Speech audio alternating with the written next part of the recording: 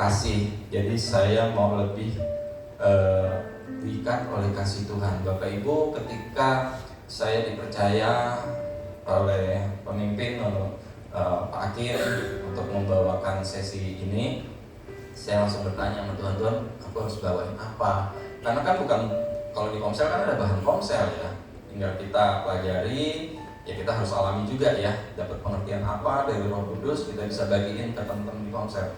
Tapi kalau ini kan nggak ada bahan komselnya ya, bahan apa untuk materi kita bagikan. Jadi saya bertanya sama Tuhan gitu ya, oke, dapat beberapa hal lebih kepada kasih.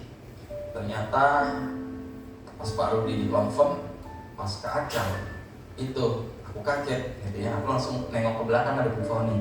Bu, tahu nggak, ini tadi pagi, jadi kemarin itu biasa kami kalau habis sabat di rumah berdua sama istriku, itu kami suka diskusi, dan ternyata isinya 100% sama yang disampaikan sama Kak Acang. Aku kaget. Ternyata si Aiden juga mau menoleh ke belakang, dia mau kasih tahu itu sama yang kamu ngomong kemarin gitu ya, tentang kenapa kita nggak bisa saling dekat, selalu jaga jarak, bersembunyi, cari aman. Ternyata sumbernya dari kejatuhan si Adam dan si Hawa gitu. Nah Bapak Ibu, yang pertama adalah, boleh tampilkan Kolose 3 ayat 14, bicara tentang kasih, kemarin juga disampaikan ya. Di dalam Kolose 3 ayat 14, boleh salah satu bacain?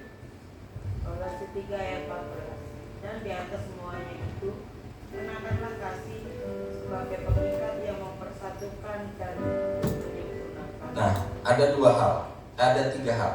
Pertama, pengikat, kemudian mempersatukan, kemudian menyempurnakan.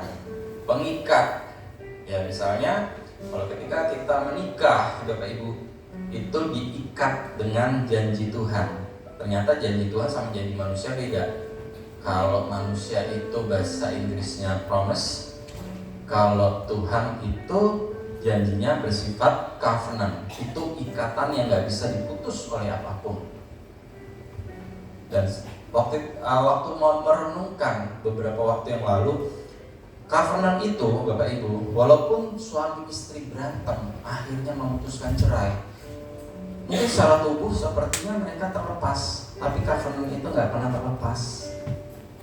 Itu hebatnya Tuhan. Ketika didoakan bisa kembali. Itu banyak kesaksian. Di Abalov pun pernah terjadi seperti itu. Bukan pernah terjadi, bukan 1-2 orang, tapi ternyata ada beberapa kesaksian itu mereka. Itu membuktikan covenant itu dia gak pernah bisa diputuskan. Mau secara hukum, secara fisik suami istri ini udah pisah, tapi covenant itu hebatnya. Dan Tuhan itu mengikatkan diri dengan si ini pasangan suami istri. Nah kalau diputus, berarti kan sama aja kita ninggalin dia tetap ada di perjanjian itu. Itu hebatnya Tuhan. Kalau dia sudah mengucap janji, atau kalau orang Betawi bilang ucap kate, itu nggak pernah bisa lepas. Nah sama Bapak Ibu, ketika kita dengan kasih kita diikatkan satu sama lain ya, itu sebenarnya harusnya nih, apapun perbedaannya, apapun benturannya, kita nggak pernah meninggalkan satu sama lain. Tadi malam ketika nemenin Kak Acang, biasa Kak Acang tuh ya, kenapa orang jadi rada ogah nemenin Kak Acang?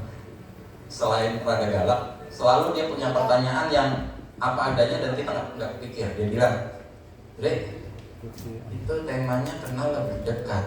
Kalian kurang dekat apa sih? Aku perhatiin kalian bukan tiap bulan komsel gabungan, kurang dekat apa? Aku kaget juga gitu ya.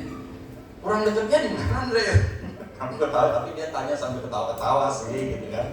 Jadi, nah inilah ternyata ketika didalemin, oh ada hal yang itu ya memang kita cuman asik gitu ya. Ternyata ketika ditanya, ya tadi malam ditanya tanggal lahir ini siapa gitu ya, bersyukur tuh Berni ya bisa nyebut tuh Pak Hasim. Wah itu hebat tuh teman-teman ya. Jadi ada pengikat.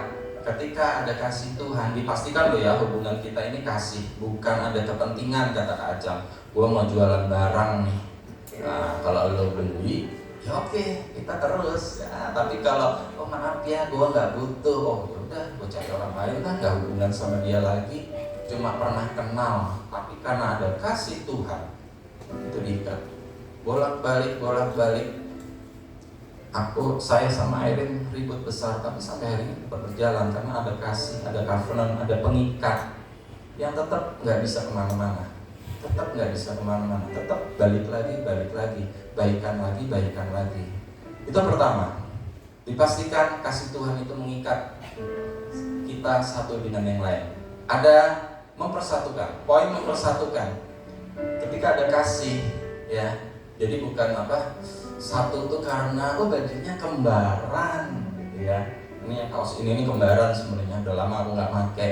Bukan lama nggak pakai, ini baru bisa dipakai lah, badanku udah menyusut. Ini sempet kelompok ngepres nggak enak gitu loh, malu kan dilihatnya kan. Aku semenjak pertengahan September tahun lalu memutuskan untuk nggak makan nasi, nggak makan gorengan, langsung susut 5-6 kilo.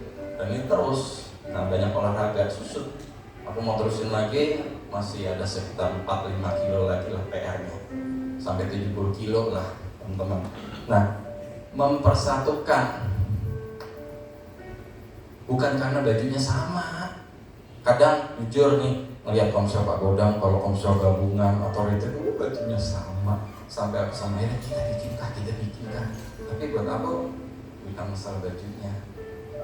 Aku coba desain di komputer kok, bukan masalah bajunya, bukan. Tapi ada kasih yang sama enggak?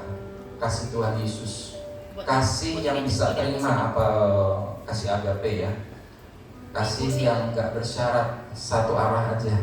Aku enggak butuh, aku mengasihi Irfan, tapi aku enggak butuh Irfan kasih apa ya ke aku ya, kasih C.